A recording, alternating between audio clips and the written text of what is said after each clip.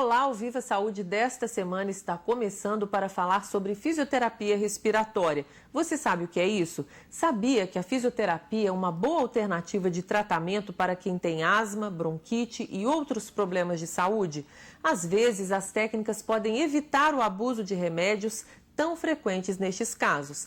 Para falar sobre isso, nós convidamos a fisioterapeuta respiratória que atua na região de Viçosa, Luciane Cury. Ela é especialista neste assunto e atua também no Hospital São João Batista. Olá, Luciane, muito bem-vinda aqui ao Viva Saúde. Vamos começar explicando para as pessoas que nos assistem o que é a fisioterapia respiratória. Você é fisioterapeuta de formação e faz uma especialidade, é isso? Isso. Bom, a fisioterapia, na verdade, você tem que fazer a graduação. Hoje ela já está em 5 anos a graduação e depois da graduação há várias áreas, né, que o aluno pode escolher. E a fisioterapia respiratória é uma delas. Ela é em torno de 2 anos de especialização também. Ela é mais, hoje em dia ela tem mais nos grandes centros, infelizmente ainda não estamos em cidades menores, né, com a especialização. E você faz totalmente direcionada à fisioterapia respiratória, prática, teoria, terapia intensiva, que é o CTI, totalmente direcionado para isso. É uma especialidade nova? Não é muito conhecida, né? Infelizmente ela não é nova, mas o não conhecida realmente ainda ela está nesse fato ainda de pouco divulgada. Mas não é uma especialização nova. Já existe há muitos anos, há mais de 15, 20 anos. E o que faz um fisioterapeuta respiratório? Para que tipo de problema que é indicado? E quem indica? Primeiro, quem indica tem que ser o médico. O médico que indica, se a gente precisa dele, há uma avaliação, um diagnóstico clínico e depois vai para o fisioterapeuta fazer um diagnóstico fisioterápico.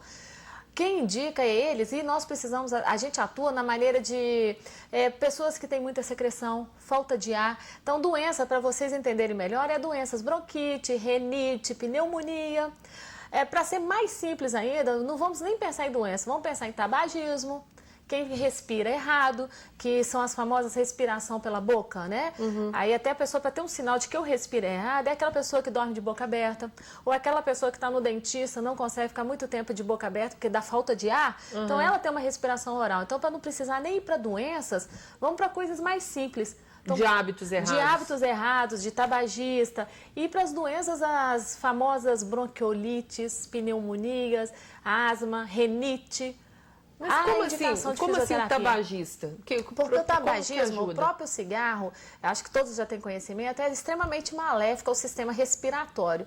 Ele reduz muito a defesa do nosso pulmão, né? A defesa ciliar, dos linfócitos. Então ele acaba sendo um paciente predisponente a acumular, juntar catarro. Entendeu? E esses pacientes acabam com o tempo em excesso, o tempo prolongado de tabagismo, evoluir para falta de ar, evoluir para as famosas DPOCs, né? Que são doenças pulmonares obstrutivas crônicas. Então, nós, fisioterapeutas, temos que entrar de maneira precoce nesses pacientes que estão em processo de fumar para evitar que chegue a atingir essas doenças. E quando atinge, a gente entra com o tratamento da doença. Então, mas pode quase ser preventiva. Uma prevenção, né? Isso É difícil convencer um tabagista a Nossa. continuar fumando e fazer prevenção fisioterápica, né? O certo é cortar o fumo, né? Seria esse. E realmente é uma dificuldade que a gente tem muito. Então, quando ele não vai abolir, a gente pede pelo menos para reduzir. Então, mas como você me perguntou, são os indicadores de fisioterapia respiratória. Diferente de idade, eles podem ser criança, adultos, idosos, tá? Para realizar fisioterapia. Mas, Luciane, os médicos estão preparados para fazer essa indicação?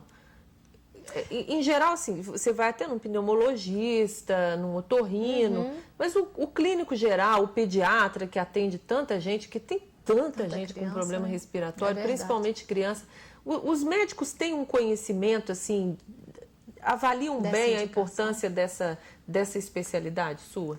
A maioria, sim. Não posso reclamar, não. Eu vejo que a maioria, a gente tem uma procura muito grande. É interessante que você usou o termo pediatria e realmente é o que mais procura a gente. Hoje em dia, sim, foi uma conquista. Foi muito lenta, mas hoje eu acho que está no nível igual ao deles. A procura é grande, principalmente pelos especialistas. Pediatria, pneumo, otorrino, cardiologista.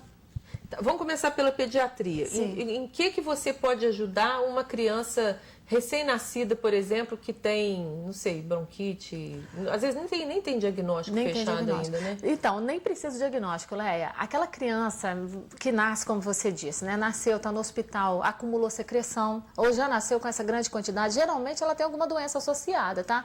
Uma fibrose cística, né? Uma broncoinfecção. Então, a fisioterapia, o objetivo principal é limpar as vias aéreas.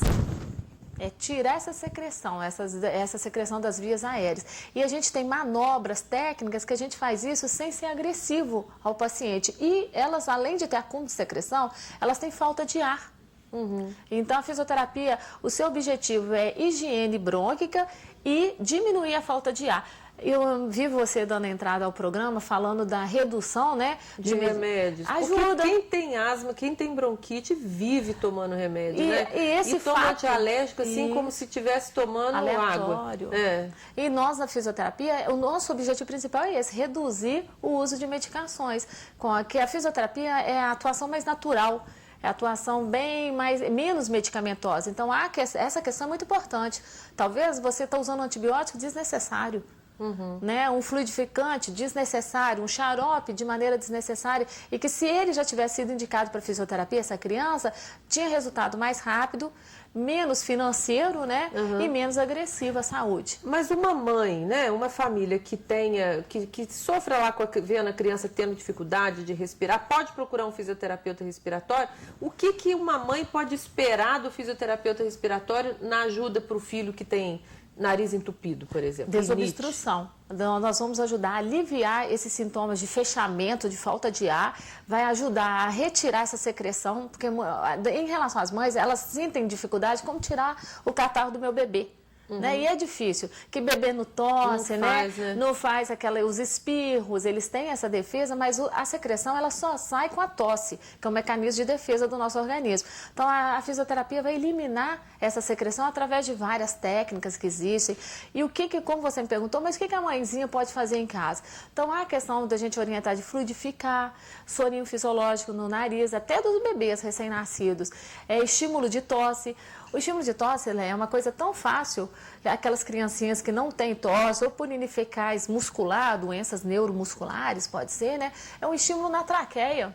A traqueia é onde possui maior receptor, né, neurônios, que vai estimular essa criança. Eu não tenho tosse. Se a mãe for estimular a própria traqueia do bebê, vai começar a ter tosse, essa secreção vai vir até a boca, vai ser expelida ou vai ser deglutida, que vai ter o efeito de limpeza. Então, há muitas outras técnicas que a gente pode orientar essas mães. Fisioterapia, eu sempre digo que é uma coisa meio mágica, né? É verdade. Porque, assim, às vezes é um exercício tão simples. Você pensa assim, por que eu não fiz isso antes? Porque não me ensinaram. Uma coisa tão bobinha e que muda e que reeduca realmente. É verdade. Né? O termo certo, acho que é isso. Reeducação respiratória. A questão de respirar errado. Tem que ir fazer fisioterapia respiratória para a gente conscientizar, otimizar essa respiração. Então, reeducar essa pessoa a respirar nasal e expirar oral. Então, há um trabalho de musculatura, não é um trabalho tão simples, né? Envolve músculos respiratórios, envolve correção de postura. É isso que eu ia falar. Por exemplo, uma pessoa que dorme de boca aberta, que você sabe que tem essa história do dentista, que respira mal, mas não tem nenhum problema de saúde associado. Precisa mudar por quê? O que ela não sabe que tem?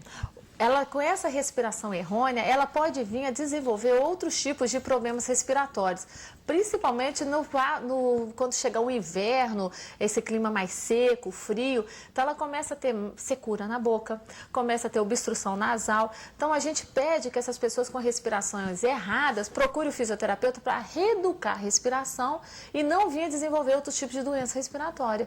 Que com esse tipo de respiração, eu brinco muito com meus pacientes, eu digo que a boca não foi feita para inspirar. Ela foi feita para comer ou para eliminar o ar. Né? Mas a inspiração correta é nasal. Por quê? Principalmente. Tem os cílios nasais, que na hora que a gente inspira, esses cílios nasais, eles já vão colher esse material que não é um poluente, já vai evitar que esse material entre internamente até os pulmões. Por isso que tem os cílios nasais. A nossa boca já não é assim. Claro que tem outras defesas do pulmão. Foi feita para isso? Para isso mesmo, inspirar, e o que for poluente vai parar no nariz, vai entrar um ar mais puro, entendeu? Então, o nariz é feito para isso, então a gente tem que reeducar. Até a questão, quando você canta, quando você faz natação, o mergulho, tudo há uma questão de trabalhar a respiração para ter um melhor padrão nas suas atividades. Ajuda, inclusive, na questão da fala? Sim, com certeza. Ajuda muito. Você está falando de bebê, né? O bebê que não sabe fazer nada sozinho, a mãe faz esses pequenos exercícios. E depois que cresce, assim, que tipo de exercício, que eu disse que parece às vezes coisas muito simples, que podem ser feitos para ajudar numa respiração melhor em determinadas fases da vida, dependendo da doença? Principalmente, não vamos especificar uma doença, mas vamos falar secreção, né? A rinite, por exemplo, aquele nariz que pinga o dia inteiro irritantemente. Indiscutível, soro fisiológico. Higienização do nariz. Então, é aquela pessoa que tem que jogar o sorinho. Quando a criança não consegue, né, que geralmente ela não consegue, a mãe tem que fazer essa aplicação do soro. Só que aplicar o soro, Léa, também existe técnica. Não é uma aplicação assim aleatória, existe a maneira correta de aplicar. Então, até fazendo 3 vezes só de aplicação correta do soro no nariz do seu filho, é um benefício excelente. Então, vai tirar essa coriza que você comentou, sabe? A obstrução, aquele nariz, vulgarmente falando, entupido, né? Meu nariz está sempre entupido, aquele cansaço na escola, cansaço para fazer educação física. Então, o principal é a higiene dessas vias aéreas, que é o nariz. E aquele negócio, assoar o nariz, eliminar a secreção. A gente tem que ensinar a criança como assoar. Se ele conseguir expelir, tossir, fazer as tosses eficazes, porque criança geralmente não tem tosse eficaz. Então a gente trabalha com exercício que chama Huffing, estímulo. Tem que ensinar a criança até a tossir. Isso porque mesmo. A gente tosse naturalmente. E a gente tem aquela tosse também mais discreta, aquela tosse para não incomodar o outro do lado. Muitas pessoas, indiferente se é criança ou adultos, eles têm aquelas questões constrangedora, né? Não posso tossir perto de fulano. E assoar o nariz, porque a gente educa os filhos da gente não pode assoar o nariz, porque é feio, principalmente fazer isso em público. Mas tem que fazer. Tem que ir, vai no banheiro, vai lá, assoar o nariz para limpar, porque é muito perigoso elas ficarem recolhidas, essa secreção no nariz ou em outras vias aéreas pulmonares. Ela sim causa uma falta de ar muito grave, ela sim causa infecção pulmonar, que vem as famosas pneumonias, são infecções. As crianças têm muita chance, né, pelo local, ambiente, clima, de vir a desenvolver infecções virais, bacterianas, né? Isso tudo, se fizesse uma boa higiene nasal, poderia ser evitado. Muito ajudaria. Não sei se você tem filhos. Tenho uma menina. É muito interessante, assim, criança aprende muito fácil. Sim. Então, você às vezes leva uma criança na fisioterapia, como leva no dentista, né? Você educa em casa, não adianta. Quando você ensina realmente a limpar o nariz direitinho, a escovar o dente direitinho, aprende para a vida inteira. A gente não tem essa dificuldade, realmente. Eu vejo isso. E o legal também da fisioterapia em criança é que a gente tem um trabalho muito com incentivadores visuais. Então, tem muitos exercícios que é para o pulmão, mas é cheio de brincadeira, bolinhas, e que acaba estimulando essa criança a ter uma força melhor do pulmão. É divertido, não é divertido, não é tédio. Isso, não é tédio. É verdade. Nós vamos para um pequeno intervalo. Viva Saúde para um pouquinho para um pequeno intervalo, mas volta já falando mais sobre fisioterapia respiratória. Um instante só.